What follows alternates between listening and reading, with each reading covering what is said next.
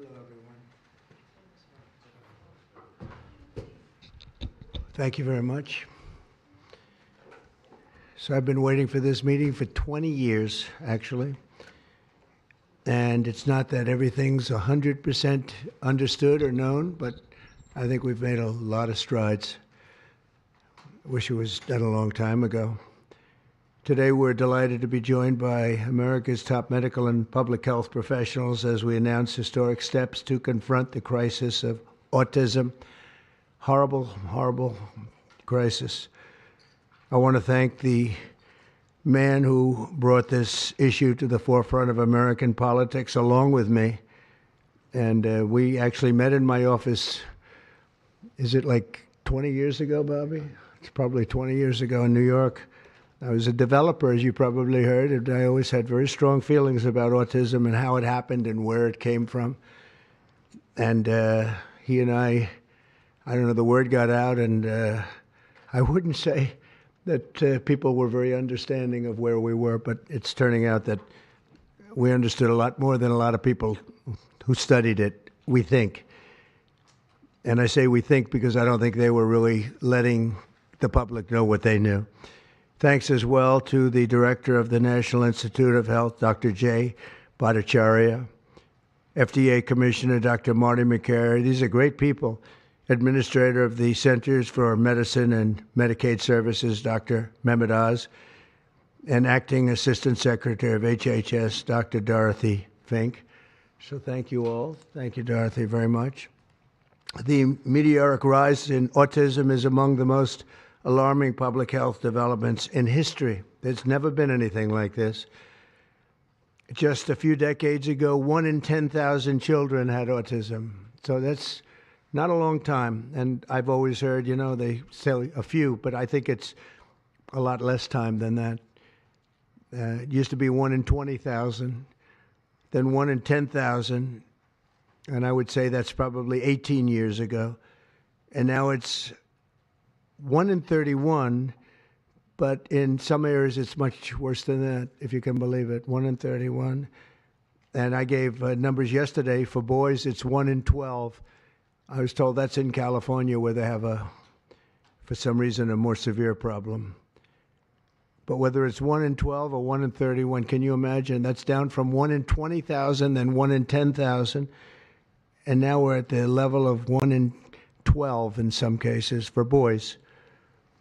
1 in 31 overall. So since 2000, autism rates have surged by much more than 400%. Instead of attacking those who ask questions, everyone should be grateful for those who are trying to get the answers to this complex situation. And the first day all of these great doctors behind me were there, I told them this is what we have to find out. Because when you go from 20,000 to 10,000, and then you go to 12, there's something artificial. They're taking something. And by the way, I think I can say that there are certain groups of people that don't take vaccines and don't take any pills that have no autism. That have no autism. Does that tell you something? That's currently, is that a correct statement, by the way? There are some studies that suggest that, with the Amish, for example. The Amish, yeah, virtually. I heard none. See, Bobby wants to be very careful with what he says, and he should, but I'm not so careful with what I say. But you have certain groups. The Amish, as an example, they have essentially no autism. First, effective immediately, the FDA will be notifying physicians that the use of let's see how we say that. Acetaminophen. Is that okay? Which is basically commonly known as Tylenol during pregnancy, can be associated with a very increased risk of autism. So taking Tylenol is not good. All right, I'll say it. It's not good. For this reason, they are strongly recommending that women limit Tylenol use during pregnancy unless medically necessary. That's for For instance, in cases of extremely high fever, that you feel you can't tough it out, you can't do it. I guess there's that. It's a small number of cases, I think. But if you can't tough it out, if you can't do it, that's what you're going to have to do. You'll take a Tylenol, but it'll be very sparingly. It can be something that's very dangerous to the woman's health. In other words, a fever that's very, very dangerous, and ideally a doctor's decision, because I think you shouldn't take it. And you shouldn't take it during the entire pregnancy. They may tell you that toward the end of the pregnancy, you shouldn't take it during the entire. And you shouldn't give the child a Tylenol every time he's born and he goes and has a shot. You shouldn't give a Tylenol to that child. All pregnant women should talk to their doctors for more information about limiting the use of this medication while pregnant. So ideally, you don't take it at all. But if you can't tough it out, if there's a problem, you're going to end up doing it. The other thing that I can tell you that I'll say that they will maybe say at a little bit later date, but I think when you go for the shot, you do it over a 5-time period. Take it over 5 times or 4 times, but you take it in smaller doses and you spread it out over a period of years. And they pump so much stuff into those beautiful little babies. It's a disgrace. I don't see it. I think it's very bad. They're pumping, it looks like they're pumping into a horse. You have a little fragile child, and you get a vat of 80 different vaccines, I guess, 80 different blends, and they pump it in. So ideally, a woman won't take Tylenol.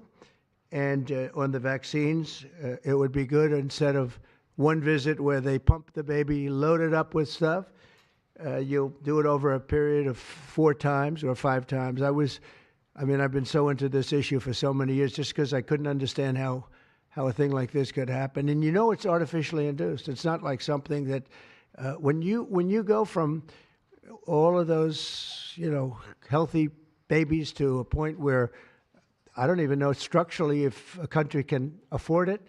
And that's the least of the problems. To have families destroyed over this is just so terrible. I also, and we've already done this, we want no mercury in the vaccine. We want no aluminum in the vaccine. The MMR, I think, should be taken separately. This is based on what I feel, the mumps, measles, and all the 3 should be taken separately. And it seems to be that when you mix them, there could be a problem. So there's no downside in taking them separately. In fact, they think it's better, so let it be separate. The chicken pox is already separate because when that got mixed in, I guess they made it 4 for a while, it really was bad. So they make chicken pox. Individually, they're okay. When you mix them, something maybe happens. So there's no downside in doing it. It's not like, if you do it, bad things. No, it's only good side. And it may not have that much of an impact, but it may have a big impact. So let those be taken separately. And then hepatitis B is sexually transmitted. There's no reason to give a baby that's almost just born hepatitis B. So I would say wait till the baby is 12 years old and formed and take hepatitis B. And I think if you do those things, it's going to be a whole different, it's going to be a revolution in a positive sense in the country. The FDA will be updating the label of an existing drug to reflect potential benefits in reducing some autism symptoms. This gives hope to the many parents with autistic children that it may be possible to improve their lives. That's one of the things that I'm very, very happy about. I mean, this was mostly going to be on how not to have the child affected, but we've learned some pretty good things about certain elements of genius that can be given to a baby, and the baby can get better, and in some cases maybe substantially better. Not going to be easy, but be a lot easier if it didn't happen in the first place, as these great parents fully understand, right? They fully understand. I feel so terribly for. I have so many friends with autistic children. It's a tough situation. Finally, to help reach the ultimate goal of ending the autism fever, the NIH will be announcing 13 major grant awards from the Autism Data Science Initiatives. And to be honest with you, to me, that's the least important. It's not even a money thing at this point. There's so much money, but they have to do, and they have to move quickly. When the alternative is that nothing bad can happen, let's do it now. I was just saying to Bobby and the group, let's do it now. Nothing bad can happen. It can only good happen. But with Tylenol, don't take it. Don't take it. And if you can't live, if your fever is so bad, you have to take one because there's no alternative to that. Sadly, first question, what can you take instead? It's actually, there's not an alternative to that. And as you know, other of the medicines are absolutely proven bad. I mean, they've been proven bad with the aspirins and the Advils and others, right? And they've been proven bad. So I'd like to ask Bobby to get up to the podium and say a few words, and then Dr. Bhattacharya and Dr. McCary, Dr. Oz, Dr. Fink, followed by two incredible mothers that have experienced firsthand what this country is going through, what parts of the world are going through. And I will say there are parts of the world that don't take Tylenol. I mean, there's a rumor, and I don't know if it's so or not, that Cuba, they don't have Tylenol because they don't have the money for Tylenol, and they have virtually no autism, okay? Tell me about that one. And there are other parts of the world where they don't have Tylenol, where they don't have autism. That tells you a lot. And I want to say it right now. And, you know, the way I look at it, don't take it. Don't take it. There's no downside in not taking it. So I'd like to ask Bobby to come up and say a few words. I hope I didn't ruin his day, but that's the way I feel. I've been very strong on this subject for a long time. You know, life is common sense, too. And there's a lot of common sense in this, and I wish things like this were brought up, and this group has worked so hard on it, but I'd like to be a little bit more, a little speedier in the process of a recommendation, because there's no harm in going quicker.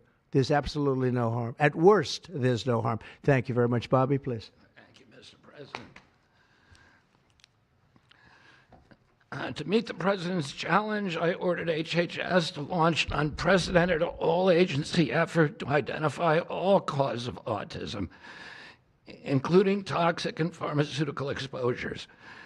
At President Trump's urging, NIH, FDA, CDC, and CMS are turning over every stone to identify the etiology of the autism epidemic and how patients and parents can prevent and reverse this alarming trend. We have broken down the traditional silos that have long separated these agencies, and we have fast-tracked research and guidance. Historically, NIH has focused almost solely on politically safe and entirely fruitless research about the genetic drivers of autism. And that would be like studying the genetic drivers of lung cancer without looking at cigarettes. And that's what NIH has been doing for 20 years. As a result, we don't have an answer to this critical question, despite the cataclysmic impact of the epidemic on our nation's children. We are now replacing the institutional culture of politicized science and corruption with evidence-based medicine. NIH research teams are currently testing multiple hypotheses with no area off limits. We promise transparency as we uncover the potential causes and treatments, and we will notify the public regularly of our progress. Today, we are announcing two important findings from our autism work that are vital for parents to know as they make these decisions. First, HHS will act on acetaminophen. The FDA is responding to clinical and laboratory studies that suggest a potential association between acetaminophen use during pregnancy and adverse neurodevelopmental outcomes, including later diagnosis for ADHD and autism. Scientists have proposed biological mechanisms linking prenatal acetaminophen exposure to altered brain development. We have also evaluated the contrary studies that show no association. Today, the FDA will issue a physician's notice about the risk of acetaminophen during pregnancy and begin the process to initiate a safety label change. HHS will launch a nationwide public service campaign to inform families and protect public health. FDA also recognized that acetaminophen is often the only tool for fevers and pain in pregnancy, as other alternatives have well-documented adverse effects. HHS wants, therefore, to encourage clinicians to exercise their best judgment in the use of acetaminophen for fevers and pain in pregnancy by prescribing the lowest effective dose for the shortest necessary duration and only when treatment is required. Furthermore, thanks also to the politicization of science, the safety of acetaminophen against the risk of neurodevelopmental disorders in young children has never been validated. Prudent medicine, therefore, suggests caution in acetaminophen use by young children, especially since strong evidence also has associated it with liver toxicity. Some studies have also found the use of acetaminophen in children can potentially prolong viral illnesses. FDA will drive new research to safeguard mothers, children, and families. In addition to a possible acetaminophen connection to autism for pregnant women, infants, and toddlers, our research has revealed that folate deficiency in a child's brain can lead to autism. We have also identified an exciting therapy that may benefit large numbers of children who suffer from autism. Peer-reviewed literature has documented that up to 60% of folate-deficient children with ASD can have improved verbal communications if given leucovorin. I have instructed NIH, FDA, and CMS to help doctors treat children appropriately. Jay will help tell that story, which started with sound science, the kind that restores faith in government. This announcement also represents a historic collaboration between NIH, FDA, CDC, and CMS. We expect this to be the first of many announcements over the coming years that deliver actionable information to parents on underlying cause of autism and the potential paths for prevention and reversal. Finally, autism is a complex disorder with multifactorial etiology. We are continuing to investigate a multiplicity of potential causes with no areas of taboo. One area that we are closely examining, as the President mentioned, is vaccines. Some 40 to 70% of mothers who have children with autism believe that their child was injured by a vaccine. President Trump believes that we should be listening to these mothers instead of gaslighting and marginalizing them like prior administrations. Some of our friends like to say that we should believe all women. Some of these same people have been silencing and demonizing these mothers for 3 decades because research on the potential link between autism and vaccines has been actively suppressed in the past.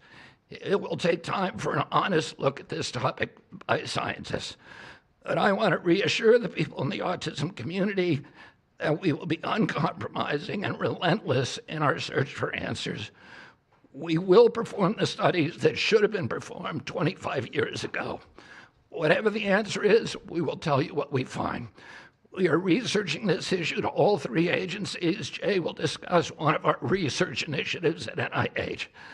This model of unleashing unbiased, depoliticized, gold standard scientific research and academic freedom to deliver actionable information to prevent and reverse disease will be a model for the framework to deliver similar results for many other chronic conditions that plague Americans. Jay? Thank you, Secretary Kennedy, and thank you, President Trump. Thank you very much. I'm proud to announce today that the NIH has launched the Autism Data Science Initiative to turbocharge autism research, devoting an additional $50 million to the cause of studying autism. Nearly 250 research teams from across the country applied, sent in their applications, and were peer-reviewed by the NIH review panels. The NIH peer reviewers chose the 13 best projects focused on root causes and therapies, with replication and validation studies to guarantee gold standard science. The studies feature a new kind of science called exposomics, where scientists consider environmental and medical factors, nutrition, events during pregnancy, in combination with biology and genetics to answer vital questions about autism. Science like this, conducted in partnership with families and physicians, is the best way to arrest and reverse the autism epidemic. Autism spectrum disorder encompasses a very wide range of symptoms, ranging from mild difficulties with social interactions to profoundly autistic children who experience severe disabilities in speech and behavior. Given this wide range of symptoms across the spectrum, it seems certain that there will be a wide range of biological contributors to explaining the cause. The great thing about the new NIH initiative on autism is that scientists will use rigorous advanced methods in causal inference, machine learning, organoids, and other fresh approaches to the problem. The sharp rise in the prevalence of autism deserves an urgent response by the scientific community. As Bobby said, the NIH has invested a lot of money to study autism over the years, but the research has not produced the answers that families and parents of autistic children deserve, and autistic children themselves deserve.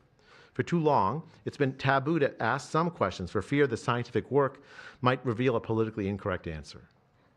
Because of this restricted focus in scientific investigations, the answers for families have been similarly restricted, often pointing families to behavioral therapies that don't work for every kid or suggest non-modifiable genetic factors as the cause. But genetics alone can't explain such a sharp rise in autism prevalence over just a few decades, as the president said. In coming months and years, as NIH scientists learn more that can help autistic children and their families, we won't delay. Like scientists often like to do, I can say as a scientist myself, it's really tempting to delay, but in face of a problem like this, you have to move fast. But we will not delay before telling American people about what we find, and we will win the public trust with transparency and rigor. Already, our broadened focus on autism research has pointed to 2 items that will help families prevent and treat some cases of autism. I'll leave the good news on these 2 items to my close friends and colleagues, Dr. McCary and Dr. Oz. We've been working together closely on this problem for the past 6 months, and our cooperation represents an unprecedented collaboration with Secretary Kennedy's Department of Health and Human Services and with President Trump. I'm delighted to introduce Dr. Marty McCary, Commissioner of the Food and Drug Administration, who will tell you about these announcements of practical help for families with autism. Great, thank you, Dr. Bhattacharya.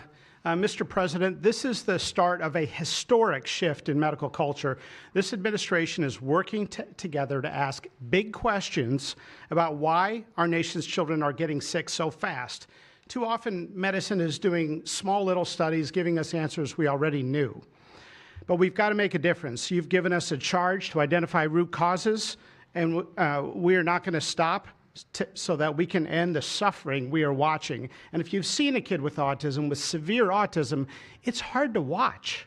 Kids get frustrated, they get angry, they can be crying because they want to speak and they can't speak. It's hard to watch, and it may be entirely preventable. For an epidemiologist, that child is an expanding statistic, but for a child, it can be brutal to have autism. Today, the FDA is taking action to update the label on acetaminophen and sending a letter to all U.S. doctors letting them know about the risks in pregnancy. We now have data we cannot ignore. There's a very large study, the Boston Birth Cohort, with researchers that have, from Johns Hopkins, my former institution, and Boston University, found quote-unquote consistent associations between acetaminophen in pregnancy and autism. And the Nurses' Health Study with researchers from Yale, Columbia, and Harvard looking at 9,000 kids found that acetaminophen use in pregnancy was associated with neurodevelopmental disorders. And 4 weeks ago, a Mount Sinai Harvard study reviewed all the existing literature and found the overwhelming body of evidence points to an association. Sure, you'll be able to find a study to the contrary. That's how science works. But to quote the dean of the Harvard School of Public Health, there is a causal relationship between prenatal acetaminophen use and neurodevelopmental disorders of ADHD and autism spectrum disorder. We cannot wait any longer. And honestly, there's been this perfunctory, reactionary, mindless practice in medicine. I learned it in medical school and residency. Just treat all fevers, low-grade fevers, treat them with acetaminophen. Why? What are we doing? A study out of Hopkins actually showed that treating a fever can prolong the duration of illness in a young kid. Maybe that's because a fever is a body's natural way of ridding an infection. When my wife was pregnant and delivered our son a few months ago, they pushed her to take acetaminophen for a low-grade fever. She said no, and then they looked to me and I said, absolutely no. I'm also here to announce good news.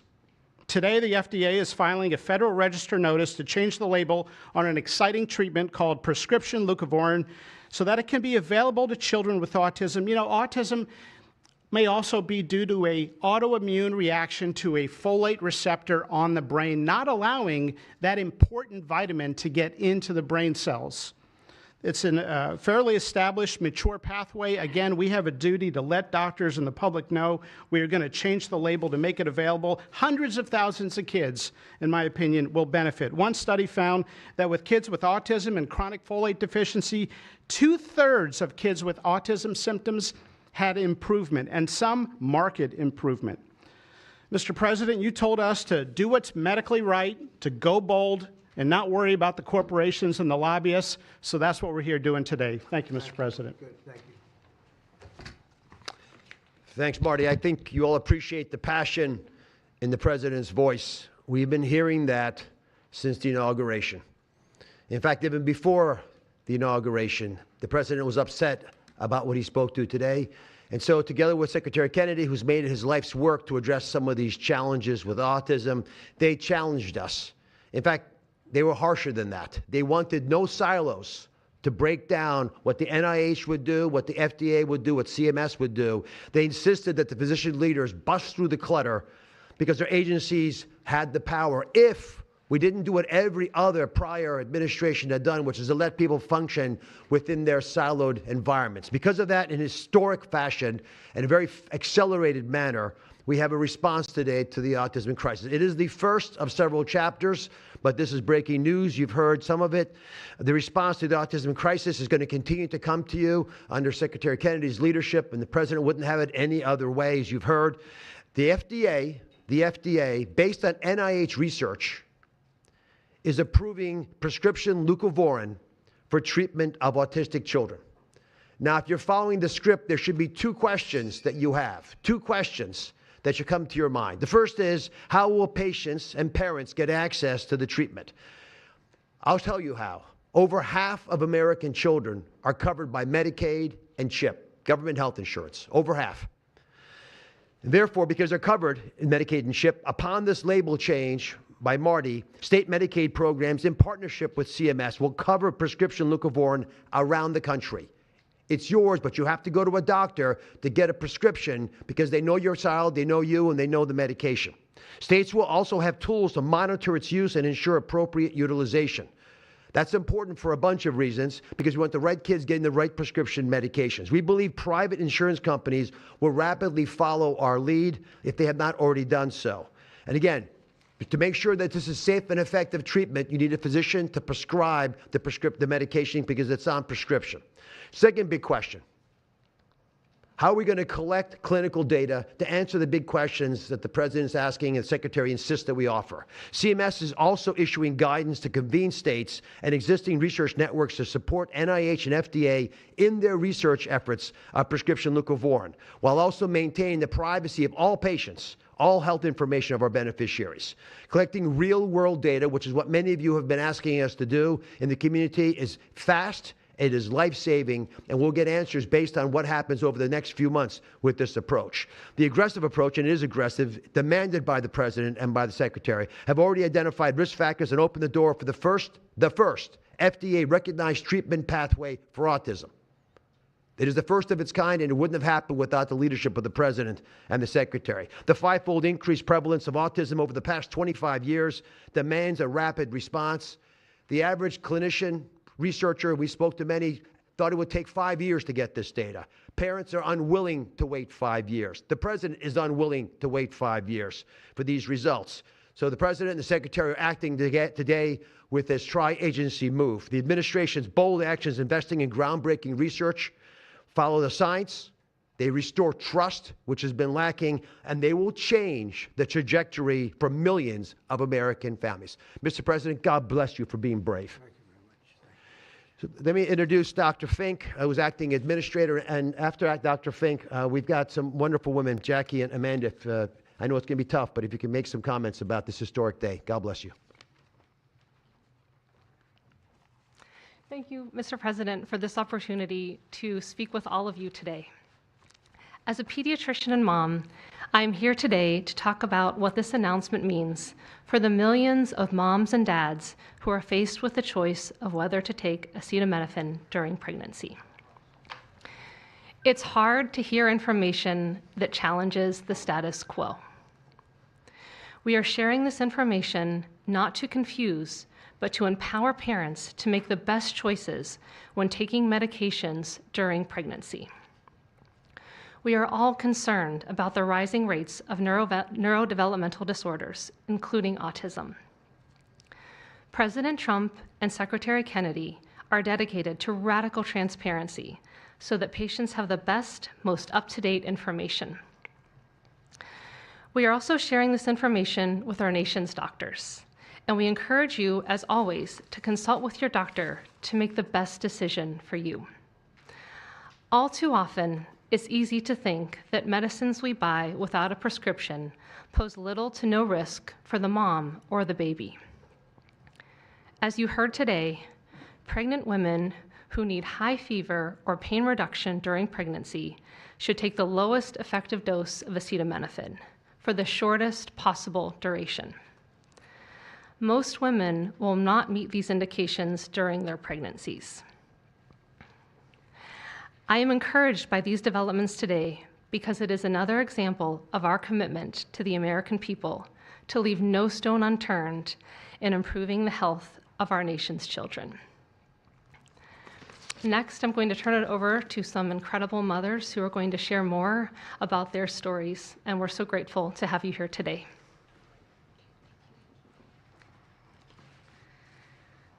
Thank you. Thank you, Mr. President and team, for all your work. This is an historic day, and I'm thankful to be here. I have a son who's 5 who is profoundly autistic, and you've probably heard if you've met one autistic child, you've met one autistic child. It's a spectrum, which I don't think the spectrum is helpful, but that's another conversation. He is an amazing little boy, a blessing from God. He's marvelous. He can count to 1,000. He knows all of his letters and the sounds they make and a word for each one. But he also has a lot of obstacles. He is nonverbal. He can say those numbers and letters, but there's no communication. Unless you've lived with profound autism, you have no idea. You have no idea. He, like you said, he will get frustrated because he can't speak. It's not even that he can't speak. Sometimes he just doesn't understand what I'm saying. He understands the word no, but he doesn't understand the why behind the no. And that's a huge part of discipline. That's the discipline. So it's very hard to discipline a child with autism so you have these behaviors. And it's a very hopeless feeling. It's very isolating being a parent with a profound autistic child. Even just taking them over to your friend's house is something we just don't do because, again, they're going to be met with no, no, no, and no understanding of why. And then there's a meltdown. And then you're in a situation where you're just helpless and you're just trying to protect your kid. So it's just better not to do it. You learn your limits, and it's been really hard. This is amazing that we're here today. And no one has been able to point to anything to say this is what caused it, and you can't point to that and say it didn't cause it. I have no idea. I am completely open, I'm not blaming anything, but I'm open to the discussion and the fact that there's work being done to find answers. I'm very grateful. I was already excited to vote for Mr. Trump anyway, Mr. President, but when we got word of RFK doing his work, I was ecstatic. I could not wait for this work to be done, that somebody would try to find us some answers. I'm just very grateful. I pray for my son every day, and I hope that he can get the help that he needs.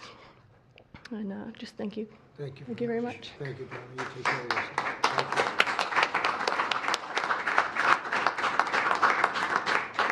Hi, my name's Jackie. I'm also extremely grateful for the opportunity to be here and share my son's story. My son is Eddie. He's 11. He's on the opposite end of the spectrum from what Amanda just explained. He's considered high functioning.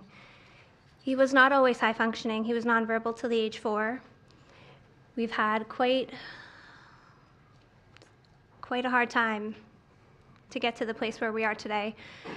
I am just so grateful to President Trump and the entire administration for finally listening to moms who have been crying out for help, for answers for years. I've met so many other moms with children on the spectrum in the 9 years since my son's diagnosis, and they all have very similar stories, and they've all just wanted somebody to listen, to not ridicule them or look at them like they were the crazy people. It's hard when you don't have doctors that take the time to really listen and find out when the change happened and what change happened.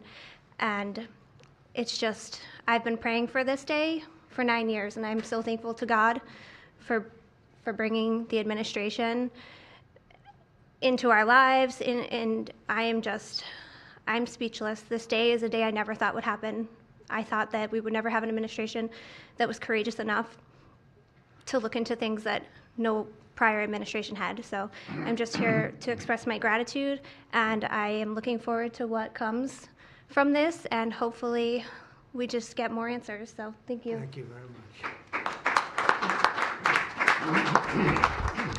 So I just want to say acetaminophen is basically Tylenol, essentially, because I noticed that term is used throughout this conference. So it's essentially Tylenol. And I just recommend strongly that you don't use Tylenol unless it's absolutely necessary. I understand it's maybe 10% of the women that are pregnant are, would perhaps be forced to use it. And that would mean you just can't tough it out. No matter what you do, you can't tough it out. So that's up to you and your doctor. But there's a very strong recommendation, maybe stronger from me than from the group, because they're waiting for certain studies. I just want to say, I want to say it like it is. Don't take Tylenol. Don't take it. If you just can't, it's just fight like hell not to take it.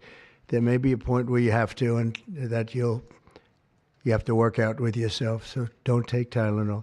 Other things that we recommend, or certainly I do anyway, is, and it's so important to me to see the doctor 4 times or 5 times for a vaccine.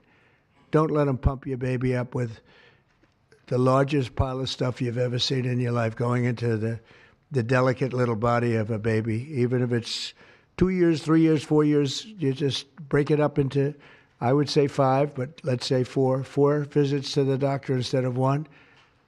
And certain things I think you should do. We've already taken out and are in the process of taking out mercury and aluminum now. You know what mercury is. You know what aluminum is. Who the hell wants that pumped into a body? And there were rumors about both of them for a long time. But we're having them taken out. We're having them taken out of the vaccines. Hepatitis B, again, that's sexually transmitted, and we think you should wait. I think you should wait till 12. I'm making these statements from me. I'm not making them from these doctors, because when they talk about, different results, different studies, I talk about a lot of common sense, and they have that too. They have that too, a lot. But I recommend the hepatitis B. Take it at 12. Sexually transmitted. You don't have to give it to the baby when the baby's 2 years old. And there are a lot of theories on that, but not when they're 12. Doesn't seem to be a problem at all.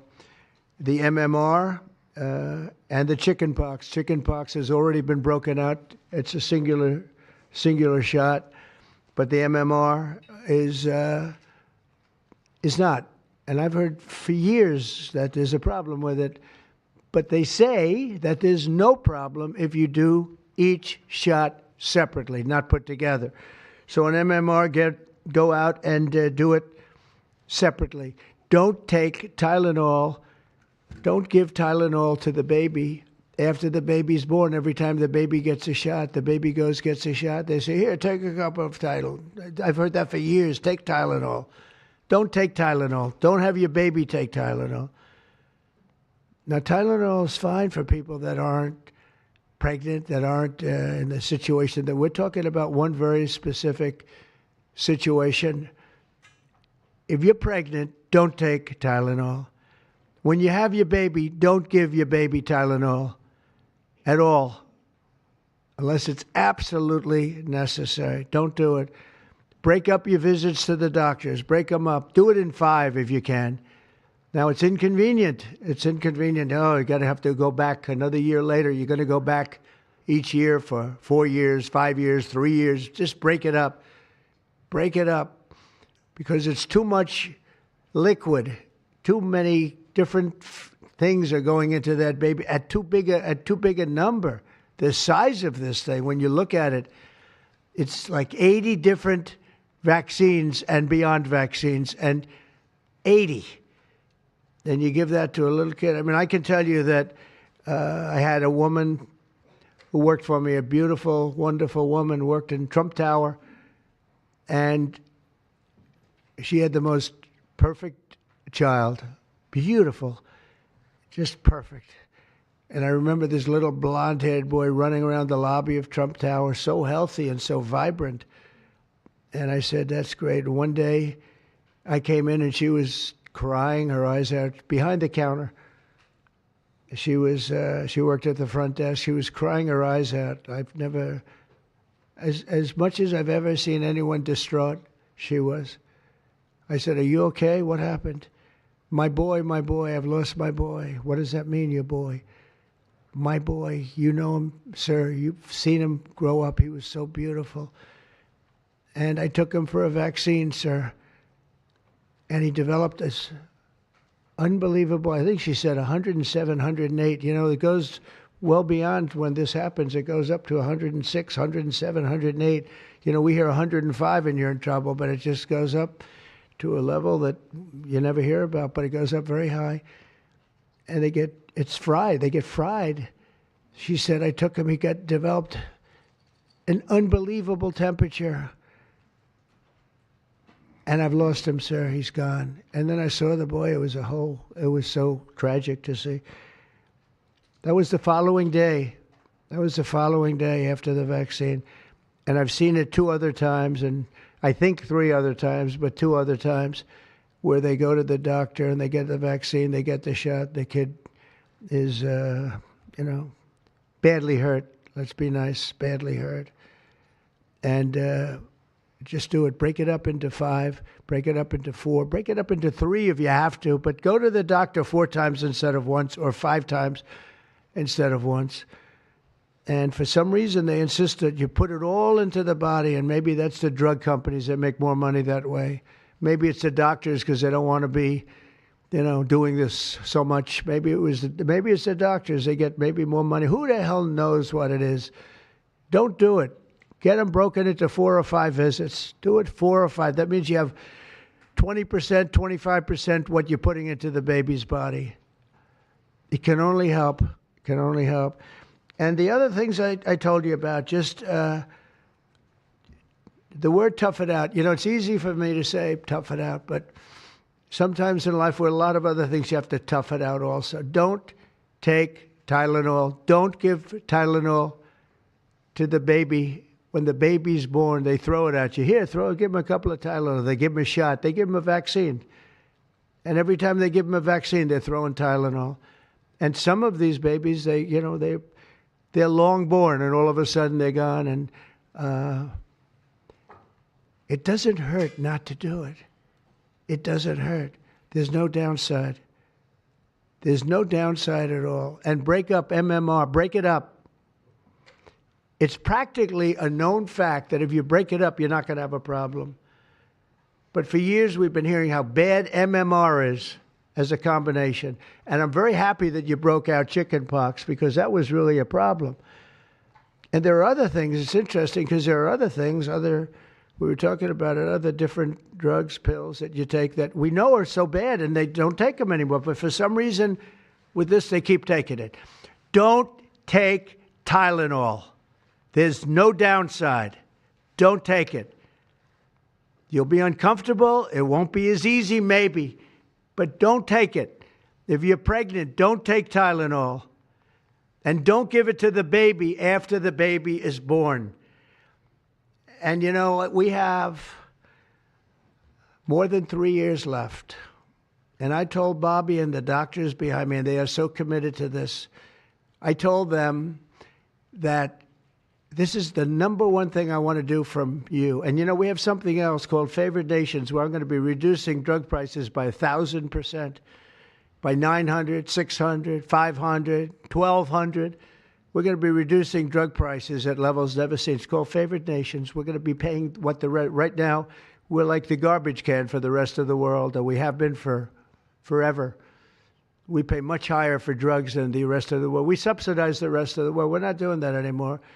And that's a big thing. That's a big thing. That's bigger than anything. I told the story the other night that I was so proud in my first term that for the final year, drug prices went down 0.25%, and I was so proud. I said, why?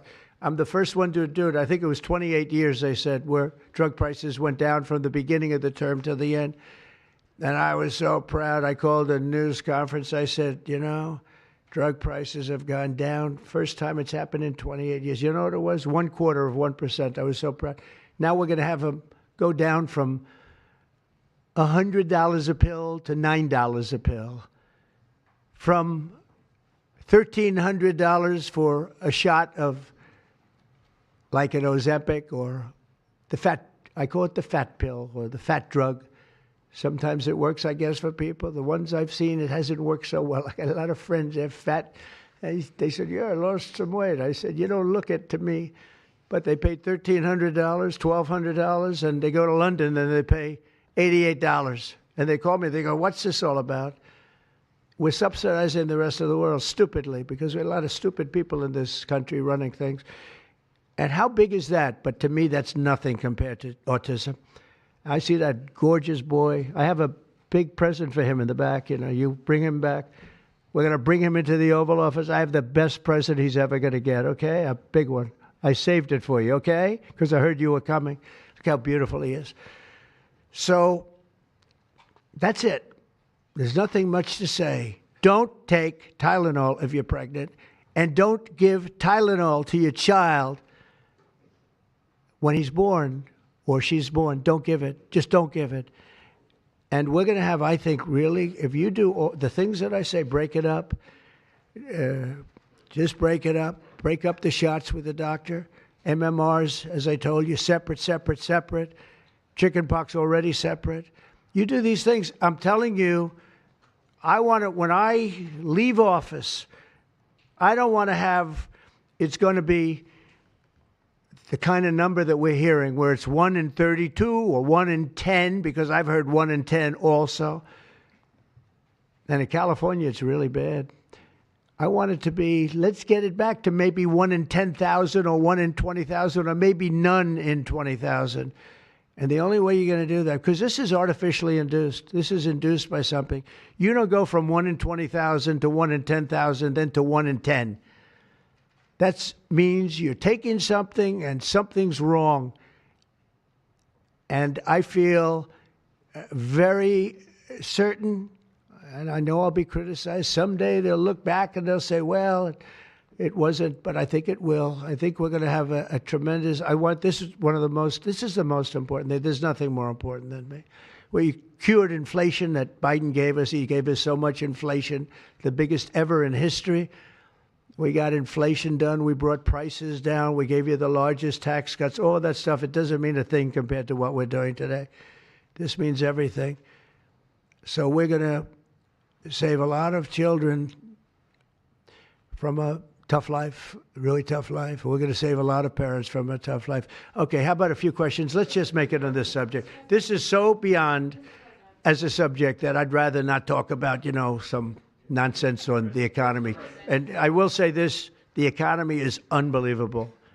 The stock market just hit another record high and all that stuff. This means more to me. Yeah, please. Mr. President, I have one on your announcement, one on vaccines that's also related. Yes. Why do you think we haven't heard more previously about the tie to autism and acetaminophen? Nobody knows. I don't know. Not only that, when you say it, you get attacked. I was saying something similar, not as strongly, because now facts are on our side. But I was saying it with Bobby 20 years ago, and I was attacked. I said, whoa, what was that all about? I had no idea. You get attacked. I don't know. The medical community, the drug companies, doctors. I don't know what it is. All I want to do, I don't care. I don't care about being attacked. It doesn't matter to me. I believe that the numbers at the end of our term or shortly thereafter could be really phenomenal. I want it to go up just like it came down to this horrible level. 1 in 10, 1 in 12. I was told 1 in 10. I was told 1 in 12. Today I heard 1 in 31 if you add the girls and the boys together. It's crazy. And it was 1 in 10,000 and 1 in 20,000. It's not even sustainable for a country, you want to know the truth. And there are other places that don't have it. And they have things in common. And that's called medical research. Yeah, please. Mr. President, I'm curious as you look at the trend lines, Yeah. how much of this is the causation of acetaminophen and how much is sort of better diagnosis, doctors, researchers having a better understanding of what is on the autism spectrum? Do you want to do that? Sure, go ahead. That's one of the canards that has been promoted by the industry for many years, that it's changed diagnostic criteria, better recognition. But there's been study after study done of that completely debunks that. One of them by the Mind Institute at UC Davis, University of California. But also it's just common sense, because you're only seeing this in people who are under 50 years of age. If it were better recognition or diagnosis, you'd see it in 70-year-old men. I've never seen this happening in people my age. I've never seen a case of full-blown autism, and that means profound autism. I want to be very careful. Head banging, stimming, toe walking, nonverbal, non-toilet trained. I've never in my life seen a 70-year-old man who looks like that. You're only seeing it in the kids. It's an epidemic. Thank you, Mr. President. I was hoping that you could clear up confusion for moms and dads across America, many of whom voted for you. There's a statement that was put out by the American College of Obstetricians and Gynecologists, and in their statement, they write, acetaminophen remains a safe, trusted option for pain relief during pregnancy, and that's at odds with what you said and with what many of the experts say. How do you clear up this confusion? That's the establishment. They're funded by lots of different groups. And you know what? Maybe they're right. I don't think they are, because I don't think the facts bear it out at all. They're fighting for something that, in my opinion, they shouldn't be fighting for. But here's the thing. There's no downside to doing, other than a mother will have to, as I say, tough it out a little bit. There's no downside to doing this. It's not like, oh, if you do this, you're going to die. There's no downside. There's no downside to going over a 4-year or a 5-year period or a 3-year period, or even if you space them out for 6 months, you space it out. There's no downside. And that's why I will say the gentlemen behind me, they have very strong views, and they feel that we're right, but they'll have more research done over the next 2 months. I said, well, 2 months is a long time. A lot of people could be saved, and there's no downside to doing it. Everything I said, there's no downside to doing it. It can only be good. And I think you're going to see very good results. That's establishment stuff, and we've been reading that about a lot of things for years. And you know what's happened? We've gone from 1 in 20,000 to 1 in 10,000 to 1 in 32 to 1 in 10. Think of it. 1 in 10 or 12 or 1 in 31. Think of it.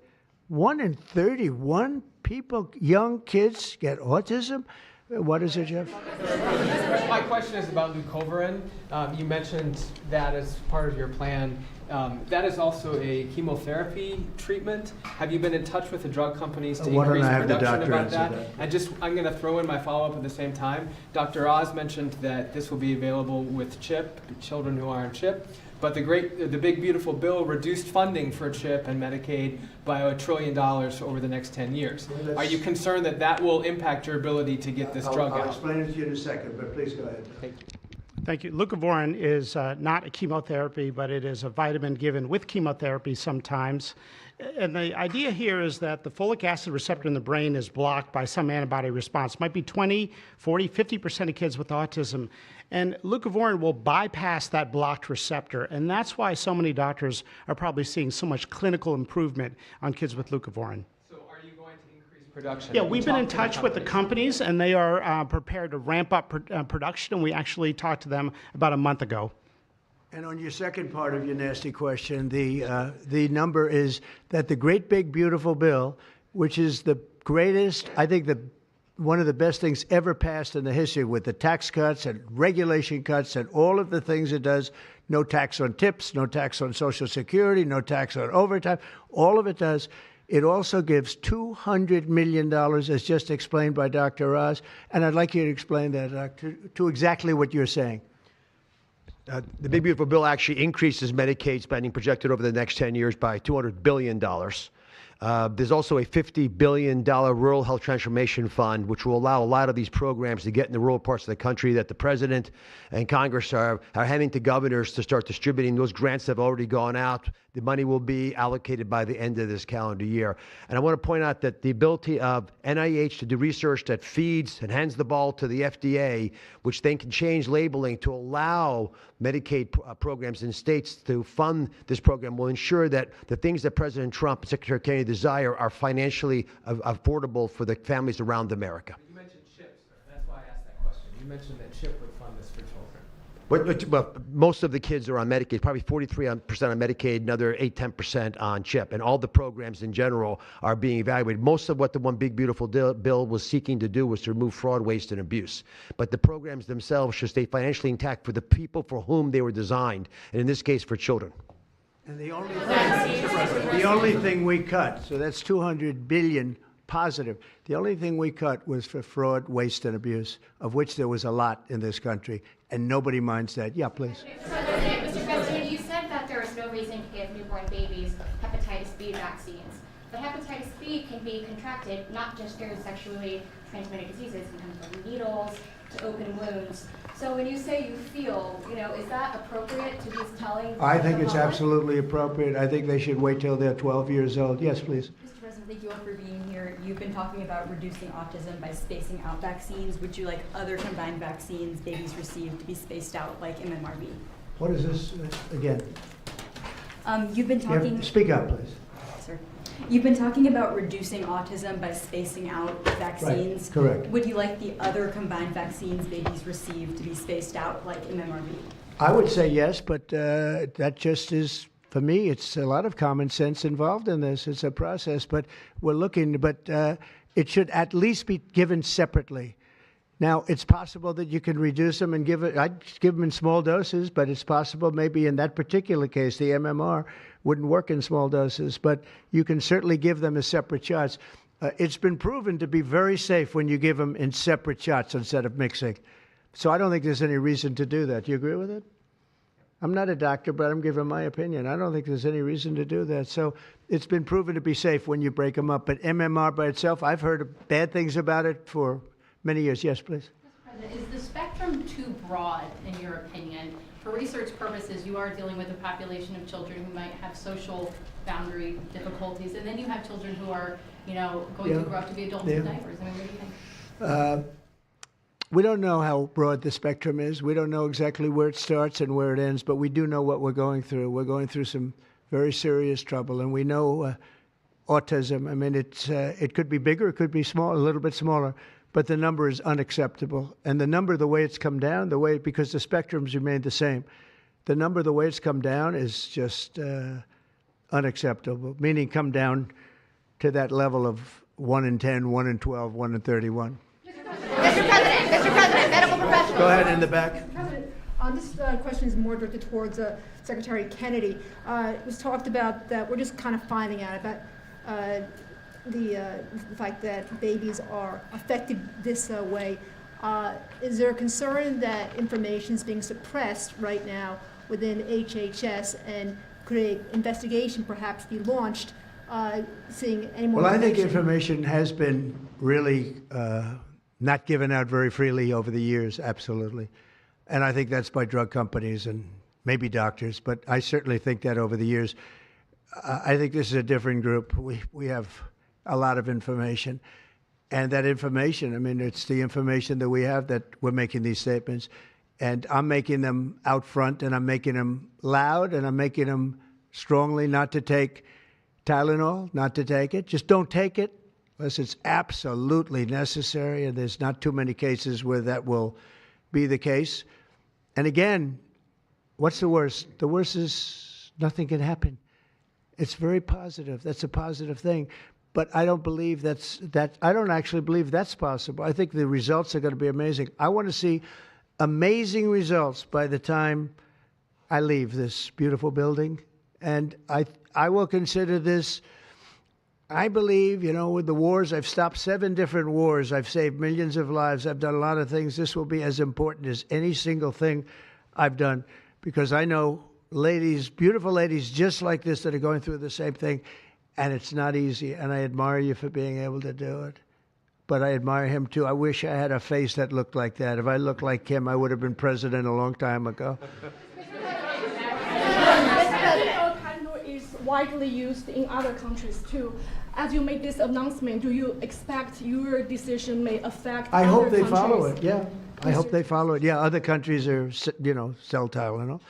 Some countries don't. I mean, I hear Cuba, now, again, you'll have to check this out, but I hear Cuba doesn't have it because it's very expensive, and they don't have the money to have it, or they don't want to spend the money to have it. They don't have Tylenol, and I hear they have essentially no autism. So you'll have to check it out.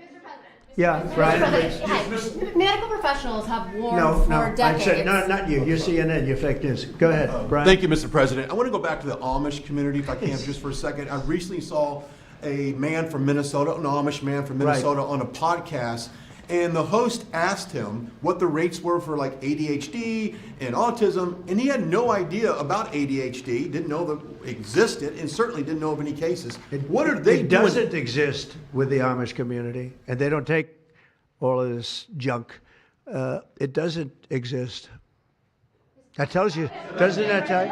That's like, that's like certain countries where it doesn't exist and they don't take it. Would you like to make a comment about that, Mark? The Amish population, a very mixed group, so there's a subset that take vaccines, a subset that does not, and we know they have very low rates of chronic disease all across the board. Please. Thank you, Mr. President. Should the establishment media show at least some openness to, trying to figure out what the causes of autism are? I wish they would, yeah. And why are they so closed-minded?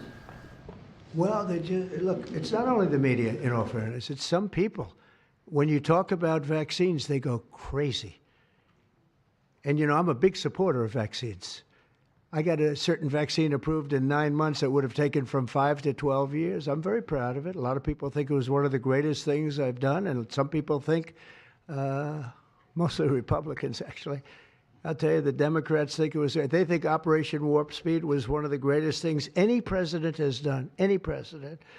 It's, we're very proud of what happened. We got hit with something that came from a place that shouldn't have happened, but it did happen. Those things take place, and you're very unpleasantly surprised. But no, I'm a big believer in vaccines. The polio vaccine, big believer in vaccines. I know Bobby and you guys have it out a little bit, but he's a believer in vaccines too. But I've seen how great vaccines can be, how incredible they can be. So I'm a believer. Yeah. Yeah, please. Your comments you made about MMR and hepatitis B, I know you said those were your suggestions, but have you spoken with Secretary Kennedy about actually making those changes? I have, yeah, I have. I've spoken to all the doctors about it, and doctors that are not here right now. I've spoken to many doctors about everything we're talking about. And, you know, the Tylenol has started to be spoken of over the last period of time, but we've been doing the research. A lot of what they've been speaking about comes from right here by research done by these people. And I just say it again, don't take Tylenol. Don't take it. And don't give it to your child after your child is born. And do all those other things, little things, just spread out your visits, et cetera, on the vaccine. And I want to thank everybody. This is a very important day. Thank you very much.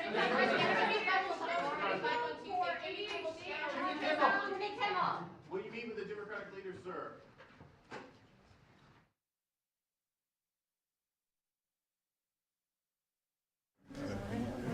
He's not going to answer my question.